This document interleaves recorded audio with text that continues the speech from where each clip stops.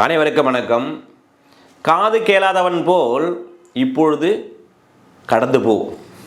நீ சாதித்த பிறகு அவர்கள் வாய் பேச தெரியாதவர்கள் போல ஒதுங்கி போவார்கள் என்று கூறி இன்றைய வகுப்பில் நாம் தொடர்ந்து பார்த்து கொண்டு வருகின்ற அந்த BNS 2023 சாப்டர் 5 பெண்களுக்கு மற்றும் குழந்தைகளுக்கு எதிரான குற்றங்களை பற்றி சொல்லுகின்ற அந்த சாப்டர் பார்த்து கொண்டு வருகிறோம். அதில் 63 to 93. இப்போ இன்று என்ன செக்ஷன் பார்க்க போறோம்னா 68 என்ன சொல்லுது? Sexual intercourse by person in authority. அதிகாரத்தில் இருக்கின்ற நபர்களால் ஒரு பாலியல் உறவு செய்கின்ற போது அதற்கான தண்டனை என்ன, யார் யாரெல்லாம் செய்தால் எவ்வாறு வரும், இது ரேப்பில் வருமா வராதா, இவ்வாறு செய்கின்றவர்களுக்கு என்ன தண்டனை, இது பெயிலபிளா நான் பெயிலபிளா, காக்னிசபிளா நான் காக்னிசபிளா, எந்த நீதிமன்றத்தால் இது வழக்கு சாரணை செய்யப்படும், இதற்கான கேஸ் லாஸு, இதனுடைய டிரான்சாக்ஷன் எல்லாத்தையும் பார்க்க போகிறோம். ஓகேவா? சரி, இப்போது இது ஆல்ரெடி எங்கே இருந்தால் 376 சினா முன்ன அத்தாரிட்டி கண்ட்ரோல் பண்ணியிருந்தாங்கன்னு சொல்லி பார்த்துருப்போம் ஐபிசியில். இப்போது இதில் கிளாஸ் ஏ என்ன சொல்லுது? இன் ஏ பொசிஷன் ஆஃப் அத்தாரிட்டி. உதாரணத்தை பாருங்கள், இவருடைய அதிகாரம் படைச்சிருக்கார். இப்போது ஒரு ஆஃபீஸில் இருக்காருன்னா ஒரு அதிகாரம் படைத்திருக்கின்ற போது இவருடைய பொசிஷனில் இருப்பாங்கல்ல அந்த பெண்கள்லாம் இவருடைய அத்தாரிட்டியின் கீழே வேலை செய்கிறாங்க. அப்படின்னா அங்கே இருக்கின்ற போது அந்த பெண்ணை இவ்வாறு செக்ஸுவல் இன்டர்கோர்ஸ் இருக்கின்ற போது அந்த பெண் கம்ப்ளைண்ட் கொடுக்குறாங்கன்னா இவர் மீது என்ன பிரிவின் படி அந்த எஃப்ஐஆர் பதிவு செய்யப்படும், நீதிமன்றம் எந்த பிரிவின் படி இவரை வழக்கு சார் தண்டிக்கும் என்று சொன்னால் 68 கிளாஸ் ஏ ஆஃப் BNS 2023. அல்லது இன் ஏ ஃபிடியூசரி ரிலேஷன்ஷிப், அது மாதிரி இல்லை. அல்லது என்ன பண்ண, அல்லது இருக்காங்களே ரெண்டு பேருக்குள்ள ஒரு கள்ளத்தனமான ஒரு உறவு, அவர்களுக்கும் மனமொத்த ஒரு உறவு இருக்குது. அப்படி அந்த மாதிரி உறவு இருக்கின்ற போது இவர் இந்த பெண்ணை என்ன பண்ணுறாரு, பாலியல் ரீதியான உறவு செய்கின்ற போது இந்த பெண் கம்ப்ளைண்ட் கொடுத்தால் இது ரேப்பில் வருமானா? ரேப்பில் வராது. ஆனால் எதில் வரும்? இந்த 68 கிளாஸ் பியின் படி இந்த செக்ஸுவல் இன்டர்கோர்ஸ் செய்ததாக இவர் எந்த பிரிவின் படி தண்டிப்பார்? இந்த பிரிவின் படி தண்டிக்கப்படுவார். சரி, அடுத்து பார்த்தீங்கன்னா பி பாருங்க. பின்னா அது அப்படியே பியா பார்த்து பப்ளிக் சர்வெண்ட். முன்னே 21 ஐபிஎஸ்சில், இப்போது 2ல் 28 BNSல யாரெல்லாம் பொது ஊழியர்களாக இப்போ பார்த்தீங்கன்னா இப்போ பப்ளிக் சர்வெண்ட் இருக்காங்க, சென்ட்ரல் கவர்மெண்ட்டோ ஸ்டேட் கவர்மெண்ட்டோ இல்லாத 2ல் 28 BNSல டிஃபைன் பண்ணியிருப்பாங்க யாரெல்லாம் பொது ஊழியர்கள். அப்போ அந்த பொது ஊழியர்களாக இருந்து கொண்டு அங்கே இருக்கின்ற பெண்ணை இவ்வாறு செக்ஸுவல் இன்டர்கோர்ஸ் வைத்து கொண்டால் அவர் என்ன பண்ணுவார்? 68 கிளாஸ் பியின் படி தண்டிக்கப்படுவார். சரி, அடுத்து பார்த்தீங்கன்னா சி பாருங்க. சூப்பரிண்டெண்டன்ட், அதாவது கண்காணிப்பாளர் அல்லது மேனேஜர், மேலாளர். எங்கே இருக்கிறவங்கள? Jail, remand home. இப்போ மத்திய சிறைச்சாலை புழல் இருக்குது, அங்கே இருக்கின்ற சூப்பரிண்டெண்டோ அல்லது அங்கே இருக்கின்ற மேனேஜரோ அல்லது ரிமாண்ட் ஹோம் இருக்குது, அது ஜெயில் இருக்குது, இது மாதிரிலாம் இருக்குது. இந்த இடத்தில் இருக்கின்றவர்கள் அவ்வாறு செய்கின்ற போது அதன்படி சியின் படி 68 சியின் படி தண்டிக்கப்படுவார்கள். அல்லது other place of custody established by under any law for the time being in force or women's or children's institution. அல்லது என்ன சொல்கிறாங்கன்னா பெண்களுடைய அந்த இருக்குமிடம் அல்லது குழந்தைகள் இருக்குமிடம், அந்த குழந்தைகளுடைய நிறுவனம், பெண்கள் நிறுவனம் அல்லது அமைப்பு, அந்த மாதிரி குழந்தைகள் அமைப்பு இருக்குல்ல, இந்த மாதிரி இருக்கின்ற போது அல்லது அவ்வப்போது நடைமுறையில் உள்ள, இப்போ பாருங்கள் இது சப்ஜெக்ட் பார்த்துட்டு இருக்கணும், ஜெயிலு சபையில் பார்த்துட்டோம். அவ்வப்போது நடைமுறையில் உள்ள எந்த ஒரு சட்டத்தின்படி என்னென்ன அமைச்சிருக்காங்க, அந்த வேறு இடமே இருக்குது, அந்த மாதிரி சட்டத்தால் அமைக்கப்பட்டிருக்கின்ற அந்த இடத்துல ஏதாவது இருக்கின்ற போது அங்கே நிறுவப்பட்டிருக்கின்ற இடத்துல அங்கே கஸ்டடி இருக்கின்ற பெண்ணை ஒருவர் இவ்வாறு செக்ஸுவல் இன்டர்கோர்ஸ் செய்கிறார் என்றால் அதுவும் என்ன வரும்?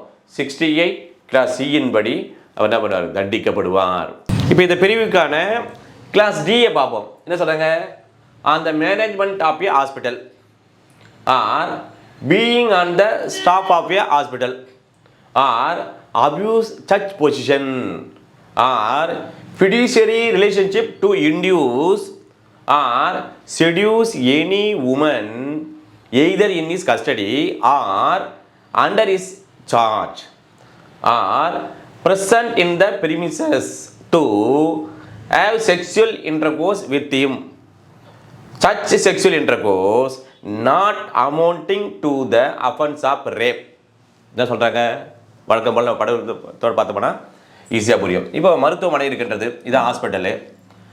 இந்த மருத்துவமனையில் மேனேஜ்மெண்ட் இருக்குல்ல, அந்த மேனேஜ்மெண்ட்டில் பணிபுரிகின்றவர், மேனேஜ்மெண்ட்டாக இருக்கிறவர் யாரெல்லாம் இருக்காங்களோ கண்காணிப்பவராக, அல்லது பீயிங் எ ஸ்டாஃப், இந்த மருத்துவமனையில் ஊழியராக பணிபுரிவரால் அப்படி இருக்கின்ற நபர்களால், அல்லது அந்த மாதிரி பொசிஷனில் இருக்கின்ற அந்த மாறி இருக்கின்ற அவருடைய பொசிஷன் அவருடைய இதில் இருக்கின்ற போது அத்தகைய நபரை அபியூஸ் பண்ணுறாங்க, ஒரு தீங்கு இழைச்சி பண்ணுறாங்க, அல்லது இவர்களுக்குள் நம்பகமான ஒரு உறவு இருக்கிறதுல அதை பயன்படுத்தி, அதே போன்று பார்த்தீங்கன்னா இன்னொன்று பார்த்தீங்கன்னா இவருடைய கஸ்டடியில் இருக்குது, இவருடைய கஸ்டடியிலும் மற்றும் இவருடைய பொறுப்பில் இருக்கின்ற போது, அவ்வாறு இருக்கின்ற போது, பிறகு இவ்வாறெல்லாம் இருக்கின்ற போது அதனுடைய வளாகம் பிரிமிசஸ் சொல்ல அந்த வளாகத்தில் இருந்து கொண்டு இவ்வாறு இந்த நபரானவர், உதாரணத்துக்கு இது இருக்க பாரு, உமன் கஸ்டடி, இவருடைய கஸ்டடியில் இருக்குது, இன்சார்ஜில் இருக்குதுல்ல, இந்த பெண்ணை இவர் செக்ஷுவல் இன்டர்கோர்ஸ் பாலியல் உறவு வைத்து கொண்டால் இது நாட் அமௌண்ட் டு ரேப்ன்றாங்க. அப்போது இது பாலியல் பலாத்கார குற்றமாக வராது. அப்படி என்றால் இவர் எந்த பிரிவின்படி தண்டிக்கப்படுவார் என்றால் 68 கிளாஸ் டி ஆஃப் பிஎன்எஸ் 2023 படி தண்டிக்கப்படுவார்.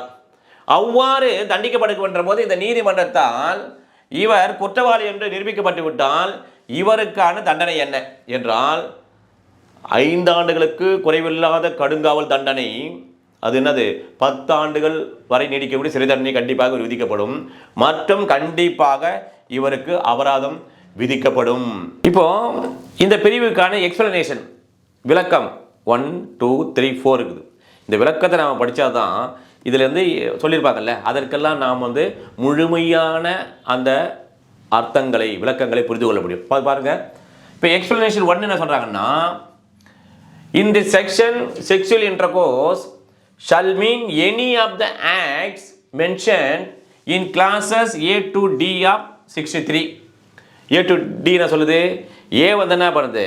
அந்த penetrate is penis any extent, அந்த வெஜினா உரித்ரா அனுஸ் மவுத்து பார்த்தல. அதே மாதிரி பியில் என்ன இன்சர்ட் எனி ஆப்ஜெக்ட்டு அல்லது any part of the body except the penis. அப்போ சியில் என்ன மேனிப்புலேட்ஸ், அந்த பெண் என்ன பண்ணுறது, அதாவது இலகுவாக மாற்றுவது, பெனிட்ரேட் பண்ணுறதுக்காக. அப்போ டியில் என்ன அப்ளை மவுஸ். அப்போ இது எல்லாம் இந்த 4மே செக்ஷுவல் இன்டர்கோர்ஸ் வரும் என்பதாக நாம் அர்த்தம் புரிந்து கொள்ள வேண்டும். எக்ஸ்பிளனேஷன் 2 பாருங்க, for the purpose of this section explanation 1 to section 63 shall also be applicable. இப்போ என்ன சொல்கிறாங்கன்னா, நம்ம என்ன பண்ணுவோம், இப்போ ரேப் என்ன இந்த மாதிரி செக்ஷுவல் இன்டர்கோர்ஸ்னா அந்த வெஜினா மாத்திரம்னு சொல்லுவோம்ல. நோ, என்ன சொல்கிறாங்க, vagina is includes the labia majora also that vagina அப்படின்னு சொல்லியிருப்பாங்களா, அதே நம்ம மீனிங் எடுத்துக்கணும் என்று சொல்லப்படுது தான் இந்த எக்ஸ்பிளனேஷன் 2. அப்புறம் 3 பார்த்தீங்கன்னா explanation 3 superintendent in relation to a jail remand home or other place of custody or a women's or children's institution. நம்ம 2 செக்ஷனில் பார்த்தல, இது இன்க்ளூட்ஸ், இவை என்றால் நாம் இதை மட்டும் எதிர்கொள்ளக்கூடாது. இதில் எவையெல்லாம் உள்ளடங்கும் என்று சொன்னால் a person holding any other office in சர்ச், jail, remand home or place or institution by virtue of which such person can exercise any authority or control over its inmates. இப்போ உதாரணத்துக்கு இப்போ இந்த ஜெயிலு ரிமாண்ட் ஹோம் இருக்காங்க, children's ஹோம்லாம் இருக்காங்கல்ல, இந்த child home இது மாதிரிலாம் இருக்கின்ற போது இவர்கள் அனைவருமே டைரக்டாக சூப்பரிண்டெண்டன்ட் தான் வருவார் அப்படின்னு எடுத்துக்கொள்ளக்கூடாது.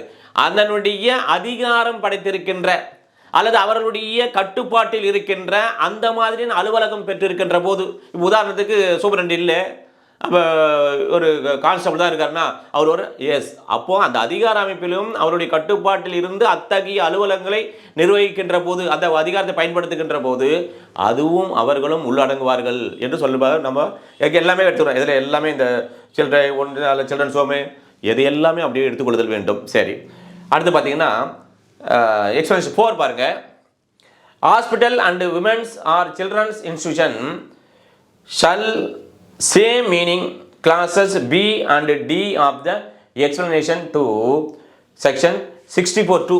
நம்ம ஆல்ரெடி 64(2)ல் பார்த்துருப்போம். ஏதாவது இவையெல்லாம் ஹாஸ்பிட்டல் என்றாலும் பண்ணுவோம், அதனுடைய ப்ரிசன்ஸ்ன்னு சொல்லியிருப்போம், அதனுடைய வளாகம், இல்லைன்னா அது குணமடைந்து விட்டார், குணமடைந்து விட்ட பிறகு அவர் ரீஹாபிலிட்டேஷன் ஒருத்தர் இருக்காரு, இல்லை வந்து மருத்துவம்லாம் பெற்று வீட்டுக்கு வந்துட்டாரு, மருத்துவம் அந்த உதவிக்காக போகிறாரு, அப்புறம் கிளினிக்கு, இது எல்லாம் ஹாஸ்பிட்டல் பார்த்தல, அது எல்லாமே நம்ம என்ன பண்ணுவோம், ஹாஸ்பிட்டலாக எடுத்துக்கொள்ளுதல் வேண்டும் என்று தான் இந்த எக்ஸ்பிளனேஷன் 4 சொல்கிறது.